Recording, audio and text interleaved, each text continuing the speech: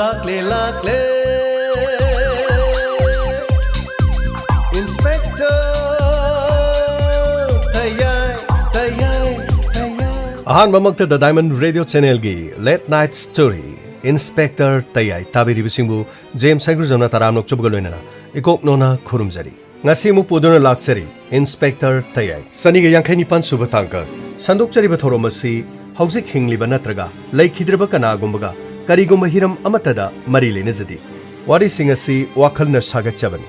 masida lakpa wakat aikhoina logjaba ngamjaro nupibu nungsi langda thuraga sienbagi namada Guwahati da puruga thamba aduga maga leiminariba nupi juli sisu khanghandana mana nakanda thoglaga call tawrim aduga hana manipur da season aba simduna loina thudiega switch off ta thamba aduga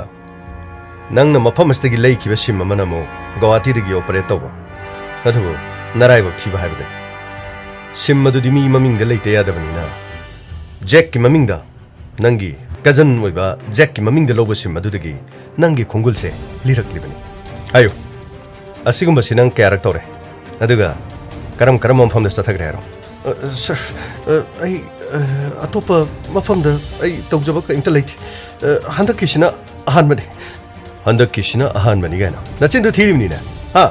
nachin thiri natro ha sir haijaki handakisiga sir ai ahum marirakumba sure sir ahum marirakumba sure yengone Julie nangonda di mase kari thabak tawena hai sir mase foreign leibak singda kari no pot thadok thajin tawena hai adugi investment ki pesa thadana bana aigi sana lupa maya aduga aigi account loina ma aigi leijabangi pesange loi purga lai mana yamba hari badu da thadana na bagi magi mapalam da karim da thabak tawba leite magse mayum da suning da ba mayama na migi yum saba satpa ahalla mandi lekhidre aduga loksing tawruga kadar phadar tawruga mahna sumaina nakhoi gumba pangbida phone da khangnaraga mana purga chatpa aduga sathokpa lokthokpa khara lerga ne mana swai mangkiba sir mase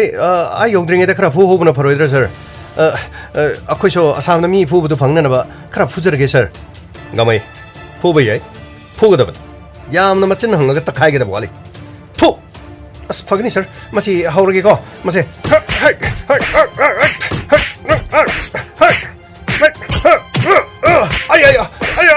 ai tong jara sai ge halo bi tawge da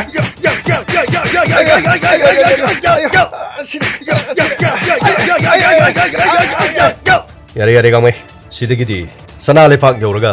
maral gi matugina takhai bata adubo Julie mi loina ba haibasi yamna singna loina ga daman kaisuna tana nangna lama khang dagi mi amaka khangnarga nangna awafam da taana na bkhona ba aduga nangi apokpa popi buhuntok namlaga nangna mafam masida mi khadrak amaga nangna kaya da thajaruba section ga dabani nangi punchi ekhoina kalabani sidagi nang karimata ninghana gano anauba punchi ma nang hauna bkhona ga dabani chalo hai pukhalo mase pukhalo khangani da manipur yauraga khangani ba nang adu nang plane tongan bagi nang budi ko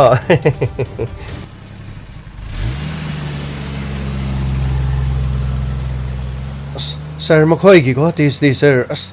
krini yobi nga tani ni makhoi yobi di am sop male ko sir ka dorge ga maina haidu bo as sir ama de yeng yobi oiba ama do yenge kwa gumba yobi gumba makhoi se yobi ko kwa ga am hau bu moi je yobi ko kwa ga am sop jala sir karino ni na haidu bo sop gi na tene mi gi mauksa gi nature ga sana ba mafam da hobani hoi ni sir yobi sa khoi som da di ka na hau ya de ni ga do kara hau bu yawi hai babu karino as makhoi gi keno mayam sdi yubi na so dum karino samban khai kwa na so dum samban khai makhoi di as fadi am fajab jani ko asam si su ko adu no bu makhoi se akhoi seven sister hai ri bini as sir khango de ni as airport yo khre sir lo karino khang de da makhoi airport kino pi jing lon ba ma horani da tawri Taure Surup Tafam Nati, Surup Tafam Gima Fam Tongana Dum Lagani ꯀꯔꯤꯅꯣ ꯑꯃꯁꯨ ꯑꯃꯨꯛ ꯇꯥꯔꯛꯏ ꯑꯃꯁꯨ ꯑꯃꯨꯛ ꯄꯥꯏꯈꯤ ꯃꯤꯒꯤꯅ ꯄ꯭ꯂꯦꯟꯁꯤ ꯀꯌꯥꯝ ꯌꯥꯝ ꯂꯩꯕꯅꯣ ꯈꯪꯗꯦꯅꯤ ꯑꯩꯈꯣꯏ ꯃꯅꯤꯄꯨꯔꯗꯅ ꯑꯃꯨꯛꯃꯨꯛ ꯄꯥꯏꯕ ꯑꯃꯨꯛꯃꯨꯛ ꯇꯥꯕꯁꯦ ꯒꯦꯞ ꯌꯥꯝꯅ ꯂꯩꯀꯣ ꯑꯁꯤꯗꯗꯤ ꯀꯔꯤꯅꯣ ꯑꯁ ꯄꯥꯏꯕꯒ ꯇꯥꯔꯛꯄꯒ ꯃꯁꯤꯡꯁꯦ ꯊꯤꯕ ꯉꯝꯗꯦ ꯑꯁ ꯂꯥꯛꯑꯣ ꯈꯔ ꯊꯣꯔꯛꯑꯣ ꯁꯔ ꯑꯩꯒ ꯁꯔ ꯔꯥꯍꯨꯜꯒ ꯁꯤꯗꯒꯤ ꯁꯔ ꯃꯈꯣꯏꯒꯤ ꯀꯩꯅꯣ ꯑꯦꯛ ꯔꯣꯜꯁꯦ ꯑꯃꯇꯪ ꯂꯩꯔꯨꯒꯦ ꯁꯔ ꯍꯣꯏꯅꯦ ꯇꯥꯡꯗꯤ ꯌꯥꯝ ꯇꯥꯡꯕꯅꯤꯀꯣ ꯑꯁ ꯌꯦꯔꯨꯝ ꯑꯦꯛ ꯔꯣꯜꯅ ꯇꯥꯡꯗꯅ ꯀꯌꯥꯝ ꯇꯥꯡꯒꯗꯣꯏꯅꯣ ꯑꯗꯣ ꯁꯔ ꯂꯥꯛꯑꯣ ꯔꯥꯍꯨꯜ ꯑꯩꯈꯣꯏ ꯂꯩꯔꯨꯁꯤ ꯂꯥꯛꯑꯣ hello 4 egg roll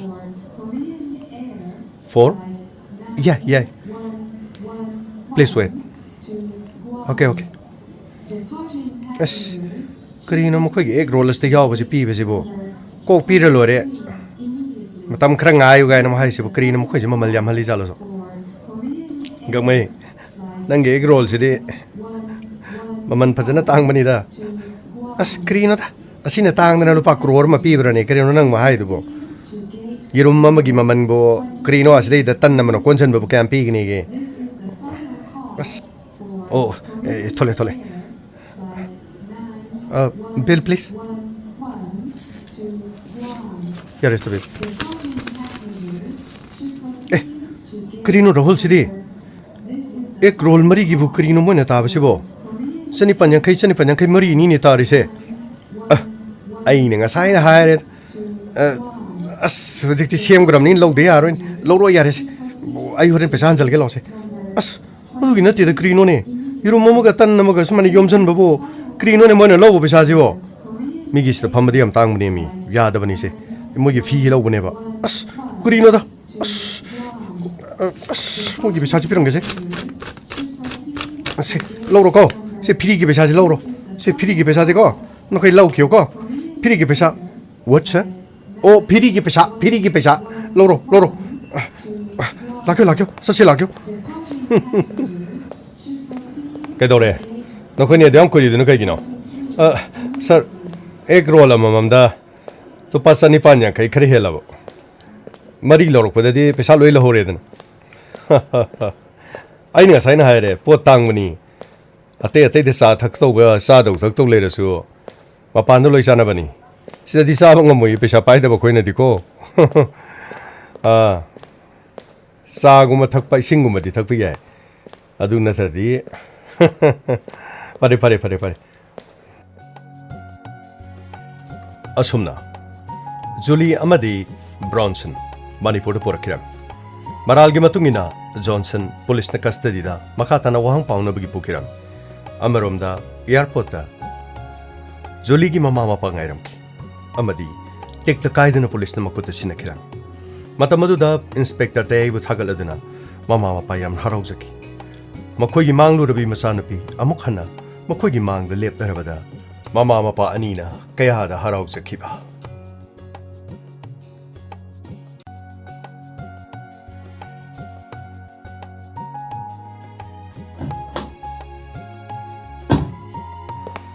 ꯀꯃꯩ ꯀꯝꯗꯧꯏ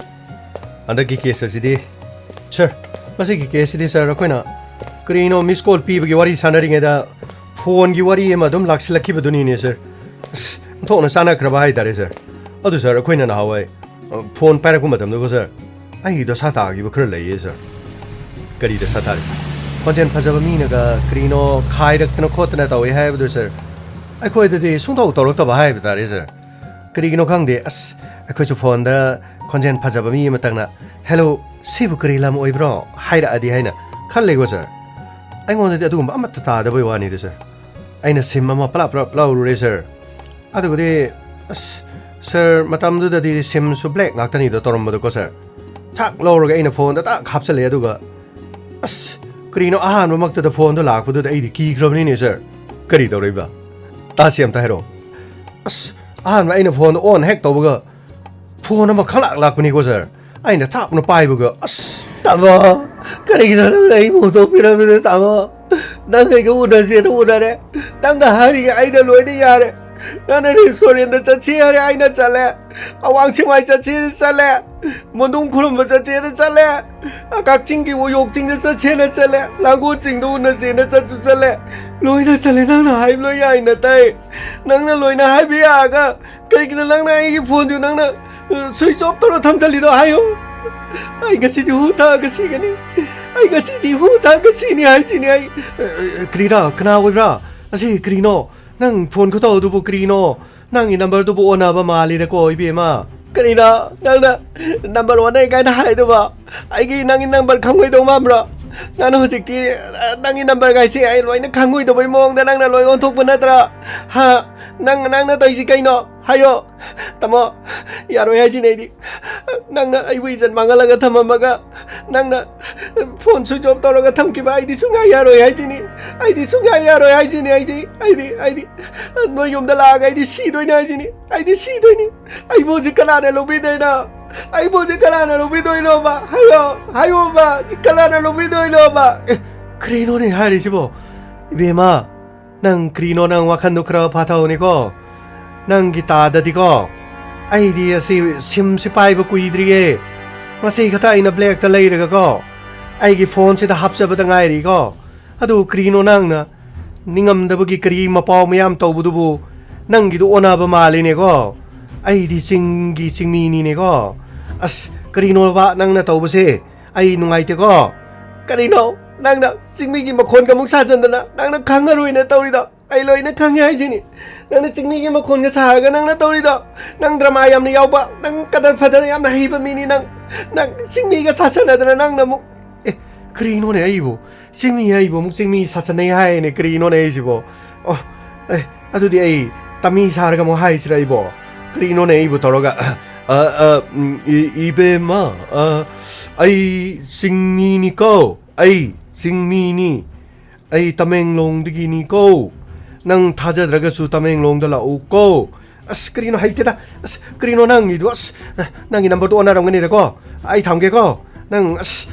matha sai nang gi phone jidi ai di gyan ta di tambe yaro ai sini ai di ai sini ka chi kari go ba phone ek thamgi ta ga di noi na yum dala ko utha si noi na ji nei di uti la ko utha ga si noi na ji nei ai krino ni mo si bo ki re dai tu अदुदी मखादी कमाई तोरबा अस मखादी sir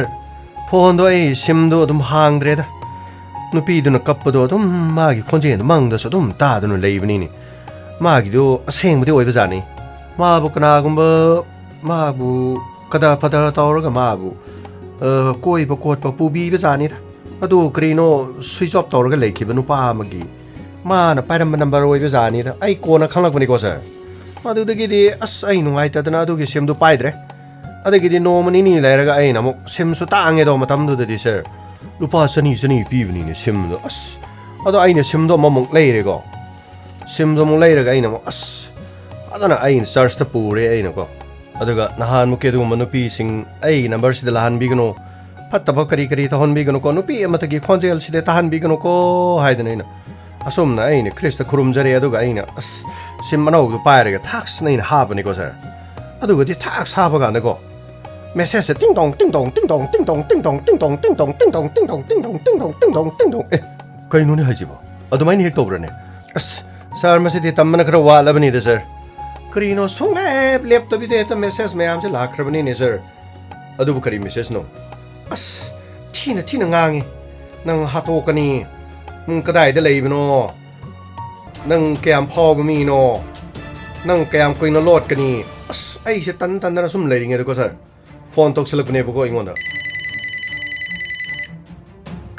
hello hello कना ओइब्रा अय कना ओइब्रा गाइना नंग कयाम कोइ लोतैनो अय कोइ खुदगी नंग कयाम कोइ लोतैनो अय मिनाइ मचा नाथिबुंदु थागा अखोइना नंगु थाजदना पैसादु बिगिम नरो नंग ने अखोइ मयाम दुगी मरुप हौरगा मरुप तो हौरबगी पैसा मयाम दु खोमजलगा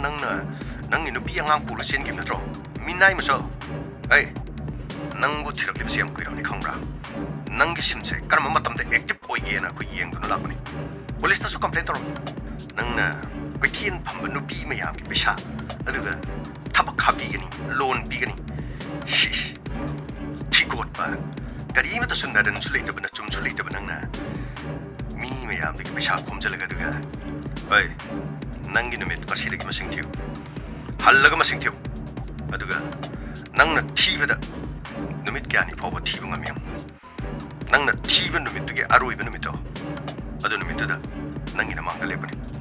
ꯀꯔꯤꯅꯣꯅꯦ ꯍꯥꯏꯕꯁꯤꯕꯨ ꯑꯩꯅ ꯉꯥꯡꯕ ꯋꯥꯗꯤ ꯑꯃꯠꯇ ꯇꯥꯕꯤꯗꯦ ꯀꯔꯤꯅꯣ ꯇꯧꯔꯤꯁꯤꯕꯣ ꯑꯩꯗꯤ ꯁꯤꯝꯁꯤꯡ ꯑꯁꯤ ꯈꯛꯇ ꯄꯥꯏꯖꯕꯅꯦ ꯑꯩꯗꯤ ꯃꯔꯨꯞ ꯇꯧꯕ ꯃꯤꯁꯨ ꯅꯠꯆꯗꯦꯗꯣ ꯑꯩꯗꯤ ꯃꯩꯇꯩꯁꯨ ꯅꯠꯇꯦꯗꯣ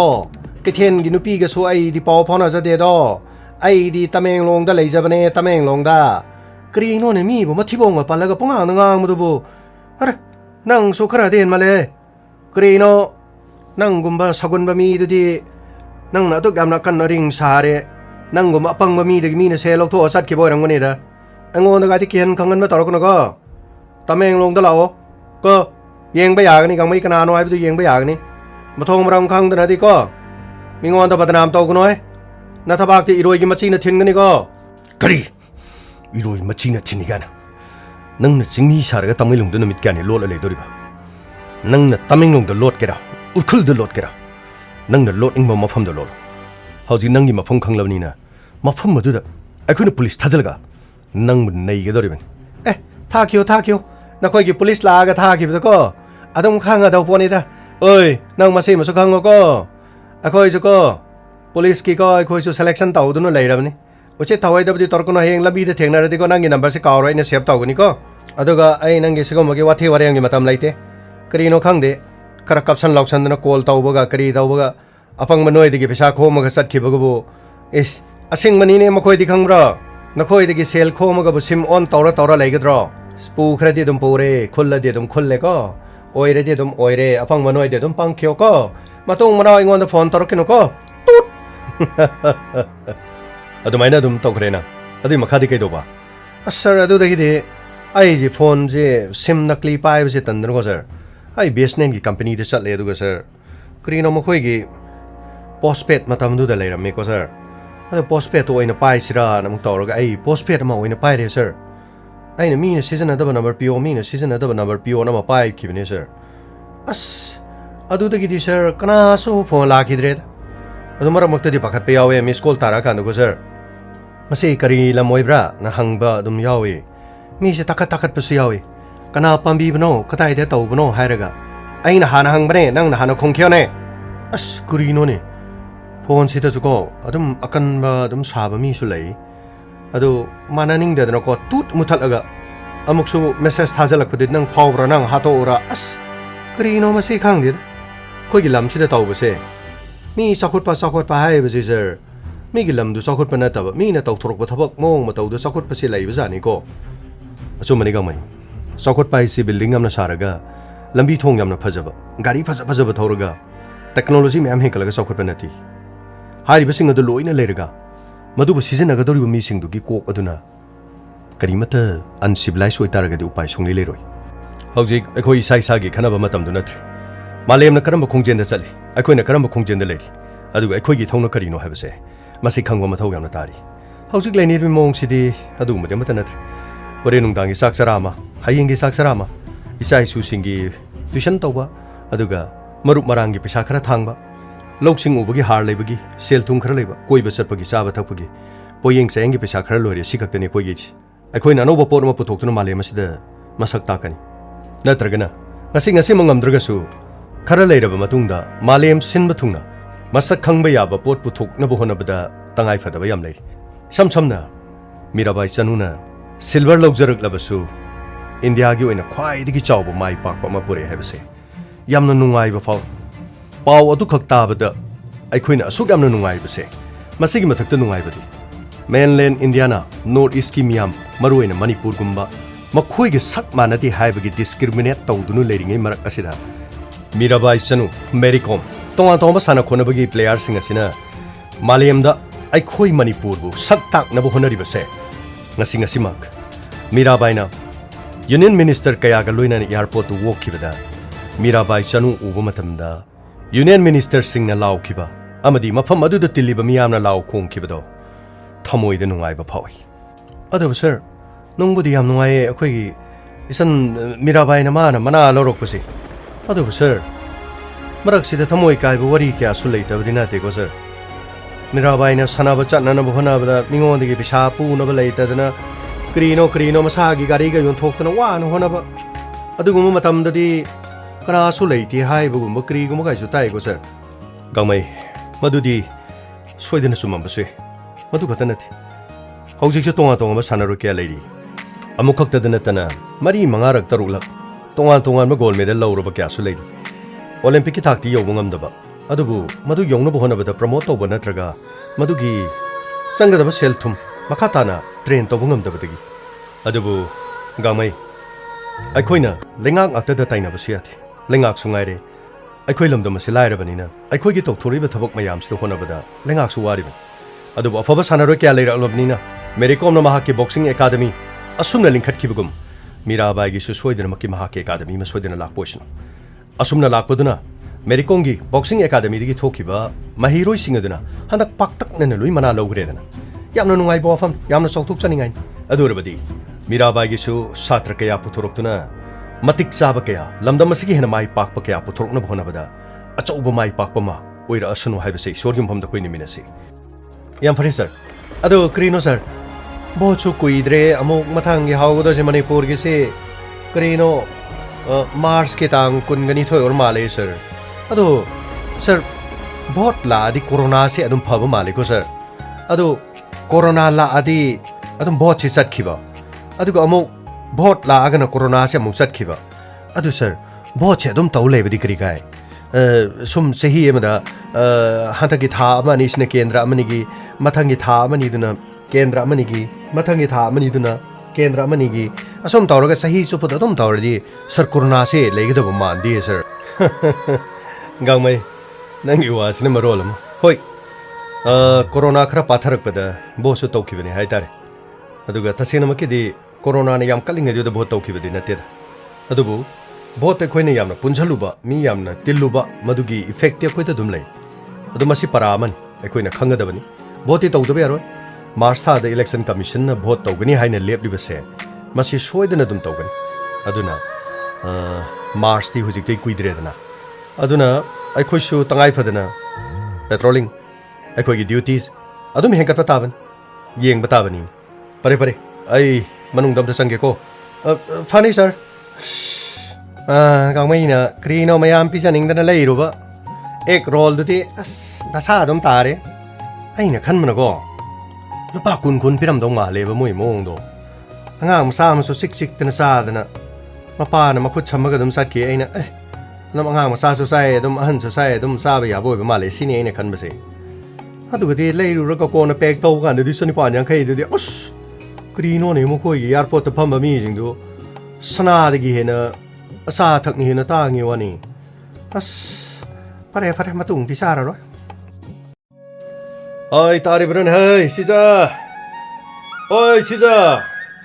laune so maning lom da laune hei aina thari ba mana ma sing mayam sing udana khaya da phajakhrabanon thadi sudi masidai da sel thokti en mi jingjina laidi jingse sai ta sai ma paraga managan da salu ga har deina san dawsi yongune aikhoi ani na soli khara tek tawbusina ingol si pungsang sangledana laune am ta laune sija nambo to laune o lai karino urau thorau ri du kai dawrage ahan phanayam su oire du urau thorau ba ki thabak sidi tok tri ni ko yongon he sija asuk yamna phari ba mana masing si mayam sibu kanana honong am doino ne nanga igana sahina nambo poraba sigada bagi tharak yandana leira bai khoin honong am lekai steady suning badi harunu nensa nasanu paga nasanu pigana di ngang bada karino ada leiru law masu mabengi komai yengdana leyu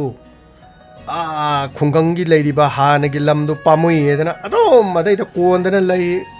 ngangi bani makhoi na di khangdri mafam maside khoi chien chongdana sanarei ꯃꯈꯣꯏꯁꯨ ꯑꯉꯥꯡ ꯑꯣꯏꯕ ꯃꯇꯝꯗ ꯃꯐꯝ ꯑꯁꯤꯗꯒꯤ ꯆꯦꯟ ꯆꯣꯡꯗꯨꯅ ꯁꯥꯟꯅꯔꯛꯈꯤꯕꯅꯤ ꯍꯥꯏꯕꯁꯤ ꯃꯈꯣꯏ ꯀꯥꯎꯏꯅꯦ ꯍꯧꯖꯤꯛꯀꯥꯟꯒꯤ ꯅꯍꯥꯁꯤꯡꯁꯦ ꯃꯈꯣꯏꯒꯤ ꯍꯧꯔꯛꯐꯝ ꯌꯥꯝꯅ ꯀꯥꯎ ꯃꯁꯤ ꯌꯥꯝꯅ ꯐꯠꯇꯕꯅꯤ ꯃꯁꯥꯒꯤ ꯄꯣꯛꯅꯐꯝ ꯂꯝꯗꯝ ꯃꯁꯥꯒꯤ ꯃꯔꯝꯗꯝꯕꯨ ꯅꯨꯡꯁꯤꯕ ꯉꯝꯗꯕ ꯍꯥꯏꯕꯁꯦ ꯃꯃꯥ ꯃꯄꯥꯕꯨꯁꯨ ꯅꯨꯡꯁꯤꯕ ꯉꯝꯗꯦ ꯍꯥꯏꯅꯔꯤꯕꯅꯤꯅꯦ ꯃꯣꯏ ꯄꯥꯕꯨꯡ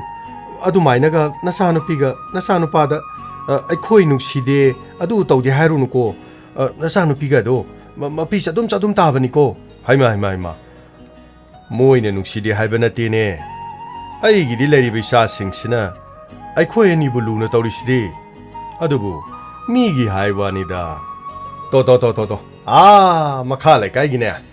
ꯃꯁꯤꯒꯤ ꯁꯟ ꯃꯪꯒꯦꯕꯤ ꯃꯆꯨꯁꯤ ꯅꯥꯟꯊꯣꯔꯛꯑꯅꯤ ꯃꯁꯤꯗ ꯃꯍꯦꯜꯂꯦ ꯑꯩꯅ ꯁꯥꯎꯅꯤꯡꯕ ꯁꯟꯁꯦ ꯑꯃꯣꯝꯗꯧꯅꯗꯤ ꯇꯧꯏ ꯑꯗꯨꯕꯨ 마기 마사치 아모옴디 오이라가 라바 하탐동 떠위니 나목수 삼반기 요토 망학정도 흡살라가 시행 그림니네 마두 가다나테 아이나 마시데이다 아꼬이베시다 하이레이 메야마 타이 띵강다기 ngakthoknaba haidana aina masidai zali tawdna khara thamadbu mayum da salamdai da numidang waram makok tu huksalaga ama puri satkine kaya da yum potan karba sanno ba mase yong moi pabong na haibasina no rolama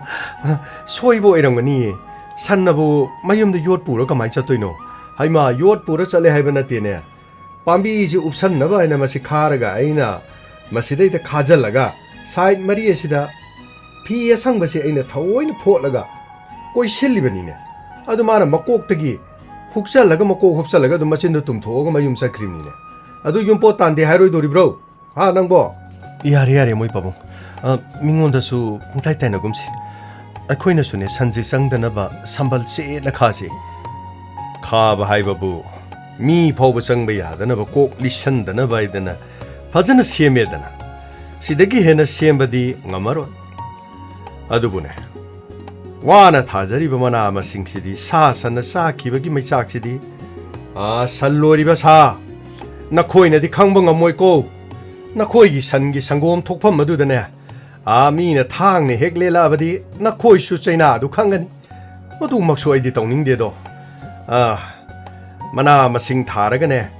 सन नानथोरक्तना मदुदा साबगी मैचाकसिदि करि हंगुनि यारे मोइ पाबुं अदु हाइबिरोनुसे अदुमाइना तौबुदुदने नसानुपानाने मीगा खानारुनी अहल ओरबनिना Cairo लेकाइना संगसलगा फुबिनी सेबिनीना यामना पाखचबनेबा ऐ मामा ऐ सु अराइब नतेने ऐ सु army retire नत्रो army retire नीने येकनबगा लंबा पारबनिने होय खंजरे अदुबुदी army ओइबदगी कोइदो मथक्ता थेकत्तना लेबदो army ओइबा तोकलबा फावबदा अदुम मथक्ता थेकत्पसिदने इमाइ Pema खितंग खोइदौ सावगतप नुमितदिने मोइ पाबुंगी ममाइदु येंगम जानातेदा थेबगी मनातोंदा क्युक तौरगा सोंबदो अदु यामना माले कोइदुना मयामना हौनबा सुमाइना मखादा हौबोरदि फैदो मथक्ता फंकत्तने हेक्ता थेकत्लगा लेबदुददिने सावगे तौबजे मोइ पाबुंगी कोइदुदा हेक्ता सावबा ngamdaba इसे अदुनीदना आर्मी की नुपी है दुनी ए कना की फोन यंगो है नसानु पीर नसानु पारे यंगो नसु नुपाने हेलो पुपू के दौड़ी के हुजिपो हेलो रॉबर्ट पुपू मनिंग दंगी नबोका मना मसिंग सिंग चाइरी मना मसिंग याम हे उमरो कनौबा पोंग हवाई अदगी कोबी मसोय हक्सांगी फारबा ngakta फाइबर ngakta ओइरबा मना मसिंग मयाम हेइने कैदोरबा नंग फोन तोरपदि कैदोरबुनो पुपु हायिंग मणिपुर सोय थोलकनी पुपु करी मणिपुर थोलकनी लैना तिना सिदबो पुपु अखोइदि लोइना नेगेटिव ओइबगे सर्टिफिकेट लोइना पाइरबनी होइने फरे अदुबु नंग कना थोलकनी हाइबनो पुपु तंता हाना थोलकनी अदुगा खरा लेरगा ममा कोई पापा कोई मोइसो लाकनी फरे नंगना लाकदबदो दुम हाइरो आई airport ngairamosu ngairamage nangna lakadaba pungsing punamak to ingon hairo ko pani pupu adu pupu ki amanda bespa do adu da lakadoiro pupu ꯅꯪꯅ ꯅꯨꯡꯉꯥꯏꯇ꯭ꯔꯒꯅ ꯒꯥꯔꯤ ꯑꯃ ꯋꯥꯏ ꯇꯥꯔꯦꯗꯅ ꯍꯣꯏ ꯄꯨꯄꯨ ꯒꯥꯔꯤ ꯑꯃ ꯋꯥꯏꯔꯣꯕ ꯄꯨꯄꯨꯒꯤ ꯚꯦꯁꯄꯥ ꯑꯃꯟꯕꯗꯣ 이까이저리바 얌말레바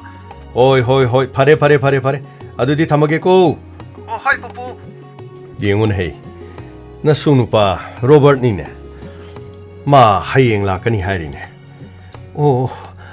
우더버 꾸이레데 수도 아두가 코이기 마마 마빠수 아마따 코이부 닝싱드라브라나 칼라반 폰나 카라카라마 코이네 또록파시나디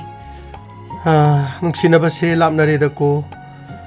ꯃꯣꯏꯅꯁꯨꯅꯦ ꯅꯣꯡ ꯐꯥꯗꯣꯛ ꯂꯩꯔꯗꯅ ꯑꯁꯨꯝꯅ ꯂꯥꯛꯀꯅꯤ ꯇꯥꯕꯗꯅꯦ ꯋꯥꯈꯟꯁꯦ ꯅꯨꯡꯉꯥꯏꯕ ꯐꯥꯎꯏꯅꯦ ꯃꯣꯏ ꯄꯥꯕꯨꯡ ꯐꯔꯦ ꯄꯣꯠꯆꯩꯁꯤꯡꯁꯦ ꯑꯝꯇ ꯍꯦꯛꯄ ꯂꯣꯏꯁꯤꯜꯂꯁꯤꯁꯦ ꯏꯃꯨꯡꯗ ꯄꯨꯁꯟꯅꯕ ꯇꯧꯁꯤꯁꯦ ꯍꯣꯏ ꯃꯣꯏ ꯄꯥꯕꯨꯡ ꯌꯥꯝꯈ꯭ꯔ ꯄꯣꯠꯅꯤꯍꯦ ꯄꯣꯠꯂꯝ ꯆꯥꯔꯝ ꯃꯌꯥꯝꯁꯦ ꯃꯁꯤ ꯃꯌꯥꯝꯁꯤꯗꯕꯨ ꯌꯣꯟꯕꯗ ꯄꯩꯁꯥꯅ ꯄꯩꯐꯝ ꯂꯩꯄꯣꯟꯇꯦꯗ ꯃꯤꯁꯤꯡꯁꯤꯅ ꯁꯨꯅꯤꯡꯉꯗꯤꯕꯀꯣ ꯀꯔꯤꯁꯨ ꯂꯩꯕ ꯅꯠꯇꯦꯀꯣ ꯃꯁꯦ ꯑꯩꯈꯣꯏꯅ ꯂꯩꯀꯥꯏꯁꯤꯗ ꯂꯥꯎꯔꯨꯕꯗꯅꯦ ꯃꯈꯣꯏꯗꯤ ꯍꯥꯟꯅꯒꯤ ꯑꯥꯔꯃꯤ ꯑꯣꯏꯕꯒꯤ ꯄꯦꯟꯁꯤꯟ ꯆꯥꯕꯒꯤ ꯄꯪꯅꯨꯡ ꯅꯨꯡꯉꯥꯏꯖꯕꯅꯤ ꯄꯦꯟꯁꯤꯟ ꯆꯥꯗꯕ ꯃꯤꯅ ꯃꯅꯥ ꯃꯁꯤꯡ ꯊꯥꯔ ꯈꯪꯒꯗꯕꯅꯤ ꯒꯥꯏꯅ ꯃꯃꯥꯡ ꯂꯩꯀꯥꯏꯒꯤ ꯕꯣꯇꯣꯅꯒ ꯉꯥꯡꯉꯤ ꯄꯣꯠꯅꯤ ꯁꯨꯗꯤ ꯁꯨꯗꯅ ꯌꯦꯡꯉꯨꯗꯅ ꯁꯤꯗꯒꯤ ꯊꯣꯛꯂꯛꯄ ꯄꯩꯁꯥꯅ ꯏꯕꯥꯅꯤ ꯎꯄꯨꯁꯤꯗ ꯊꯝꯕꯗ ꯁꯦꯟꯖꯣꯏ ꯃꯌꯥꯝꯅ ꯀꯤꯔꯤꯛ ꯏꯟꯅꯗꯅ ꯒ꯭ꯌꯥꯎ ꯇꯥ ꯂꯩꯔꯦ ꯂꯨꯄꯥ ꯀ꯭ꯔꯣꯔ ꯅꯠꯇ꯭ꯔꯁꯨ ꯂꯥꯛ ꯅꯠꯇ꯭ꯔꯁꯨ ꯈꯨꯠꯄꯥꯏ ꯁꯦꯟ ꯅꯣꯡꯃꯒꯤ ꯇꯉꯥꯏ ꯐꯗꯕ ꯍꯥꯏꯕꯗꯨꯗꯤ ꯁꯤꯗꯒꯤ ꯂꯣꯏꯅ ꯂꯥꯛꯏꯗꯅ ꯑꯩꯒꯤ ꯄꯦꯟꯁꯤꯟꯒꯤ ꯂꯥꯛꯏꯕ ꯄꯩꯁꯥ ꯈꯔꯁꯤꯗꯤ ꯁꯨꯡꯄꯥꯏꯕꯨ ꯄꯥꯏꯗ꯭ꯔꯦꯅꯦ ꯑꯩꯈꯣꯏꯗꯤ ꯅꯠꯇ꯭ꯔꯥ ꯌꯦꯡꯉꯣ ꯁꯤꯗꯒꯤꯗꯤ ꯑꯩ ꯈꯔ ꯂꯩꯔꯒ ꯁꯪꯒꯣꯝ ꯊꯣꯛꯄꯤ 2-3ꯗꯪꯒ ꯍꯥꯞꯆꯟꯒꯦꯅ ꯈꯜꯂꯤ ꯑꯁ ꯉꯝꯖꯔꯔꯣꯏꯀꯣ ꯃꯣꯏ ꯄꯥꯕꯨꯡ ꯃꯗꯨꯃꯗꯤ ꯑꯩ ꯉꯝꯖꯔꯔꯣꯏ ꯀꯔꯤꯒꯤꯅꯤꯅ ꯅꯪꯅ ꯉꯝꯗ꯭ꯔꯁꯨ ꯃꯤ ꯅꯦꯛꯀꯅꯤ ꯃꯤ ꯊꯝꯒꯅꯤ ꯃꯥꯒꯤ ꯇꯣꯂꯣꯞ ꯄꯤꯒꯅꯤ ꯑꯁ ꯃꯣꯏ ꯄꯥꯕꯨꯡ ꯃꯅꯥ ꯃꯁꯤꯡ ꯈꯔꯁꯦ ꯁꯤꯗ ꯑꯃꯨꯛ ꯍꯣꯠꯅꯁꯤꯁꯦ ꯁꯟ ꯅꯨꯡ ꯇꯧꯔꯒꯅꯦ ꯃꯗꯣ ꯑꯩꯈꯣꯏꯅ ꯉꯝꯃꯣꯏꯀꯣ ꯃꯃꯥ ꯌꯥꯝꯅ ꯄꯥꯡꯗꯕ ꯇꯧꯒꯅꯨꯅꯦ ꯍꯣꯠꯅꯔꯒ ꯂꯣꯏꯅ ꯄꯨꯟꯁꯤ ꯑꯁꯤ ꯅꯨꯡꯉꯥꯏꯕ ꯉꯥꯛꯇꯅꯤꯅꯦ ꯃꯁꯤ ꯄꯨꯟꯁꯤꯒꯤ ꯃꯊꯦꯜ ꯑꯃꯅꯤꯅꯦ ꯍꯣꯏ ꯂꯥꯛꯑꯣꯁꯦ ꯃꯅꯨꯡꯗ ꯂꯣꯏꯅ ꯄꯨꯁꯜꯂꯁꯤ ꯂꯥꯛꯑꯣꯁꯦ ꯑꯗꯨꯒꯅꯦ ꯏꯔꯨꯖ ꯃꯥꯏꯊꯖꯒꯦꯔꯥ ꯈꯣꯡ ꯈꯨꯠ ꯍꯥꯝꯕꯤꯒꯗ꯭ꯔꯥ ꯀꯃꯥꯏ ꯇꯧꯁꯤꯒꯦ ꯍꯌꯦꯡꯗꯤꯅꯦ ꯅꯁꯨ ꯅꯨꯄꯥ ꯂꯥꯛꯑꯗꯤ ꯀꯔꯤꯝꯇ ꯅꯪꯍꯧꯔꯣꯏꯀꯣ ꯍꯣꯏ ꯂꯣꯏꯁꯜꯂꯦ 시기 저거 보라 진짜 말이야. 시마디 액다 하이갈라가 뽀라가 뽀르담. 쩔로.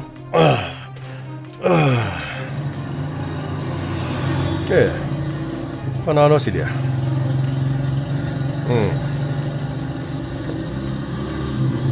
ꯑꯩꯈꯣꯏꯒꯤ ꯔꯣꯕꯔꯠ ꯂꯥꯛꯀꯗꯧꯔꯦ ꯑꯗꯨꯗ ꯄꯥꯎ ꯐꯥꯎꯗꯨꯅ ꯂꯥꯛꯏꯖꯥꯠꯂꯥ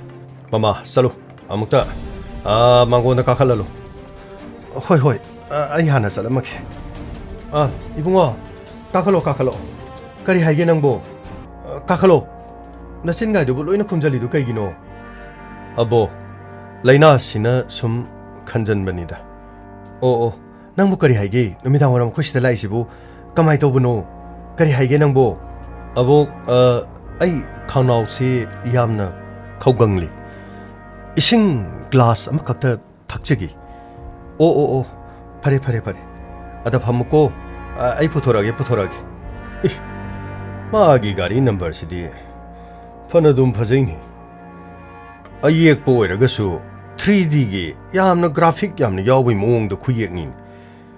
마시디 파나둠 파제이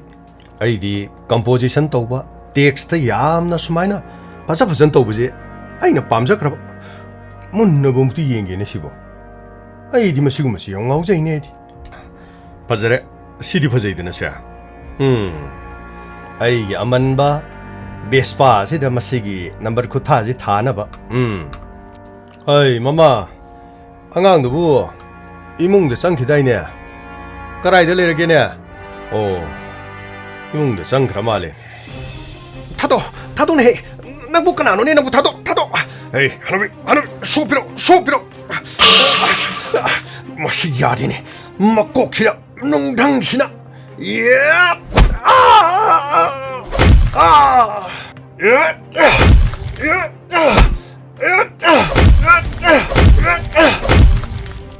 까리노 또리우데 이게 잉악다 에이 붕어 낭내 이몽도 짱크라가 나마고 미베시다 낭나 아이라미 탔거나 아이라미 타도 ꯃꯗꯨꯅ ꯅꯪꯒꯤ ꯑꯐꯕ ꯑꯣꯏꯒꯅꯤ ꯅꯊ꯭ꯋꯥꯏꯗꯣ ꯀꯟꯕꯤꯒꯦ ꯑꯩꯒꯤ ꯂꯝꯕꯤ ꯊꯥꯗꯣꯛ ꯑꯩꯒꯤ ꯂꯝꯕꯤ ꯊꯥꯗꯣꯛ ꯀꯔꯤ ꯑꯩꯒꯤ ꯂꯝꯕꯤ ꯊꯥꯗꯣꯛ ꯀꯥꯏꯅ ꯂꯩꯀꯥꯏ ꯂꯩꯀꯥꯏ ꯀꯅꯥ ꯂꯩꯕꯒꯦ ꯂꯩꯀꯥꯏ ꯂꯩꯀꯥꯏ ꯀꯅꯥ ꯀꯅꯥ ꯂꯩꯕꯒꯦ ꯃꯤ ꯍꯥꯠꯂꯦ ꯃꯤ ꯍꯥꯠꯂꯦ ꯃꯤ ꯍꯥꯠꯂꯦ ꯑꯗꯨ ꯑꯣꯏꯕ ꯇꯥꯔꯕꯗꯤ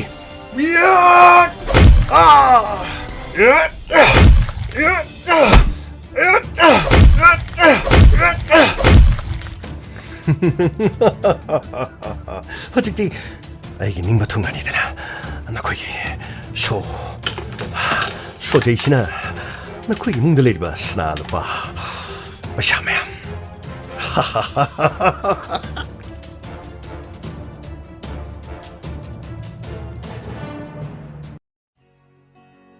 ꯀꯔꯤꯅꯣꯅꯦ 이때임 시저가 땅안가 생각시디 우대다 나한 막해디 야호록 것이 뭐이나 이한 한만이도 ngasi디 그이더러자논 타박가 삿기벨 레이잘라 마욤치 통이 항항데다 타박 잘람바타이 파네암디 탱잘레세 아유키 뿡 따라 따바이도 따리에바세 어두부 나한 막해디 수마이 떠우더버니다 타박 잘랑마니?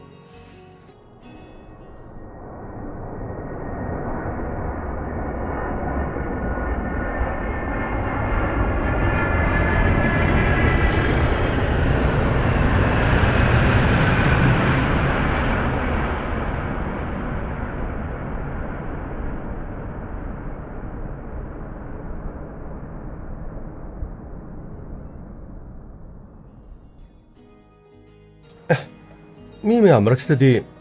ꯑꯩꯈꯣꯏ ꯏꯄꯨꯒ ꯑꯕꯣꯛꯀꯗꯤ ꯌꯥꯎꯗꯦꯗ ꯑꯩꯅ ꯂꯥꯛꯀꯅꯦꯅ ꯍꯥꯏꯈꯤꯕꯗꯨꯕꯨ ꯉꯥꯏꯔꯝꯗ꯭ꯔ ꯃꯥꯜꯂꯦ ꯑꯣ ꯅꯠꯇ꯭ꯔꯒꯅ ꯃꯤꯒꯤ ꯒꯥꯔꯤ ꯋꯥꯏꯅꯕ ꯍꯣꯠꯅꯔꯤꯉꯩꯗ ꯂꯥꯛꯇ꯭ꯔ ꯃꯥꯜꯂꯦ ꯑꯁ ꯑꯩꯒ ꯂꯥꯛꯃꯤꯟꯅꯕ ꯃꯤ ꯑꯌꯥꯝꯕ ꯂꯣꯏ ꯆꯠꯂꯣꯏꯈ꯭ꯔꯦ ꯑꯁ ꯑꯩ ꯁꯨꯝ ꯉꯥꯏ ꯂꯩꯔꯗꯤ ꯌꯥꯔꯣꯏ ꯇꯦꯛꯁꯤ ꯑꯃ ꯋꯥꯏꯔꯒ ꯆꯠꯂꯒꯦ ꯑꯗꯨꯅ ꯐꯔꯅꯤ ꯍꯣꯔꯦꯟ ꯂꯝꯕꯤꯗ ꯑꯃꯨꯛ ꯊꯩꯅꯔꯒꯅ ꯀꯝꯗꯧꯕ ꯐꯣꯟꯁꯤꯁꯨ ꯑꯩꯅ ꯇꯧꯕꯅꯤ ꯔꯤꯡꯗꯤ ꯑꯗꯨꯝ ꯆꯠꯂꯤ ꯑꯗꯨꯕꯨ ꯄꯥꯏꯗꯤ ꯁꯨꯡꯄꯥꯏ ꯄꯥꯏꯗꯦ ꯋꯥꯅꯤ ꯀꯃꯥꯏꯅ ꯇꯧꯕꯅꯣ ꯈꯪꯗꯦ ꯔꯤꯡ ꯆꯠꯂꯤꯁꯤꯅꯗꯤ ꯒꯥꯔꯤ ꯊꯧꯔ ꯂꯥꯛꯑꯝꯕꯁꯨ ꯌꯥꯏ ꯑꯗꯨꯕꯨ ꯑꯩ ꯇꯦꯛꯁꯤ ꯑꯃ ꯋꯥꯏꯔꯒ ꯁꯨꯝ ꯌꯦꯡꯉꯒꯦ ꯂꯥꯏꯕꯛ ꯌꯦꯡꯕ ꯍꯥꯏꯗꯨꯅꯤ ꯏꯌꯥꯝꯕ ꯒꯥꯔꯤꯁꯦ ꯍꯥꯡꯉꯤꯀꯣ ꯌꯥꯅꯤ ꯌꯥꯅꯤ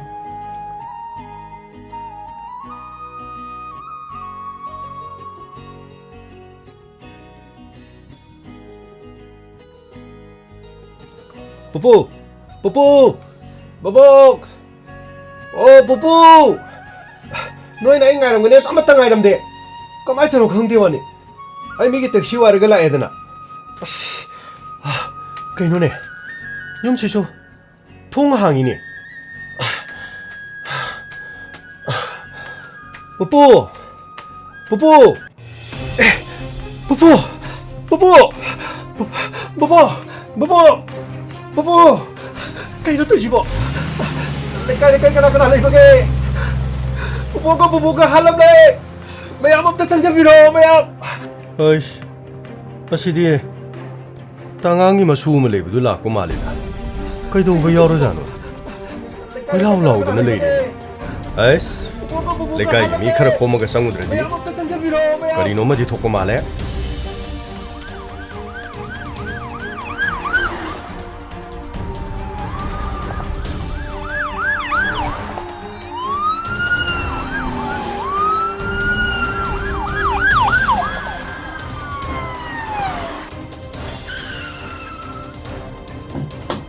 곰들어 가들어 mayam kita 독지 송기도 또 온전 비기노 또 포체 또 파이비야 되고 시달 레싱체 로인 인베스티게이션 또 보다 비라 가긴 mayam 쿠노 포체 또 파이비야 돼 engond phone to biro kudo sir aina ni sir nahan kai di koi tanganga item sijaga si nganna hogot pani aduga ngasi di aina su khalami karigino mokhoi sibu ngasi sibu yahoba ikhoidagi halaga tabak chatkrabra aduga kari tawkrabno na khalambani adu ngahak leraga मसू नुपासी सिदा लेरे Robert मा गुवाहाटी दा लेबनी मागी मचा नुपी सु नुपासु लोइना थबक तौरगा लेबा अदा मसीगी Robert हाइबसी मासी लाक्सबनी मासु मपुना लौबा लाकनी हाइबोर माले अदु मासु टैक्सी मो वायरा ngasi si लाक्सरबा अदुगा इमुंग संगिबदि फिबम सि ओइरमबदि माना लाउरपदा कोइ केरोले काय मैम संगसलगा सी ओइरमलिबसिनी सर रोबर्ट अहलसिना हारिबवासी लोइना सुमिको असुमने सर आई लाकपा मतमदा इमुंग फिबम चादन लेरमबने सर फरे अदो नखोइ पुगी फोन नंबर अदुगा नखोइगी नबोंना सिजनब फोन क्राइ काय लेरे सर सिदा लोइ लेरे फोन गाइसे लोइने इ ngakta ngaire सर संतोष सर फोन जिंगसे लोइना लोक्सलो अदुगा इमुंगसिदगी कई पोचै मांगबो खोटबो येंगब्रा सर इमुंगसिदगी सना लुपा पैसा अदुगा लनथुमदि पुख्रे ओके रोबर्ट इपोसे करी थबक तोबनो सर आर्मी की रिटायर आर्मी रिटायर इबुंग कइनोमता हाइजेकी हाबियो तादा अहल अनिसे मखोइगी तोलोबसे सिजनदबन हाइबदी मखोइना थारिबा मना मसिंग सिदगी चाउरबि इंखोलसे अमुक्ति येंबियो मसिदगी लापो पैसाना मखोइ income यामना लेजबन ngahak numidang waram phama koi wari san maduda mana haibada army gi phangkiba ma sung pai dre haiba wafam sin aduna soidena maki lutpat ka mari linari se sumangdo mali sir adu tada koina mayamda ahalani se paisa yamna pai army gi makoi gi pension gi paisa du kai de mana masing yon bana paisa mayam imung as de wata padana leina mingon de wari sab yauru bro ibong adu gumba de koi kari mata yauti फरे अखोई investigation फजना तौगे अदुगा कनाना करिगिदमक्ता तौबनो हाइबसिदि लनथुम हुबगा मरीदि लेनारेको अदुगा anyway असिबा मसासिंग से postmortem गी पुरगा करम मतमदा सिबा अदुगा ngasi नवालम दाइरा ngarang ngalingay matamdar haibado अखोई खंगना भोनकी अदुगा अखोई सोइदना पावमु फावना भोनकी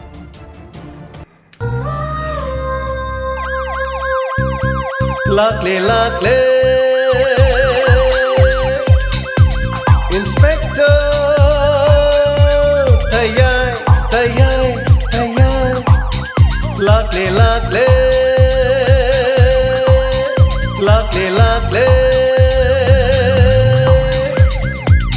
Inspector, tayay, uthana ba.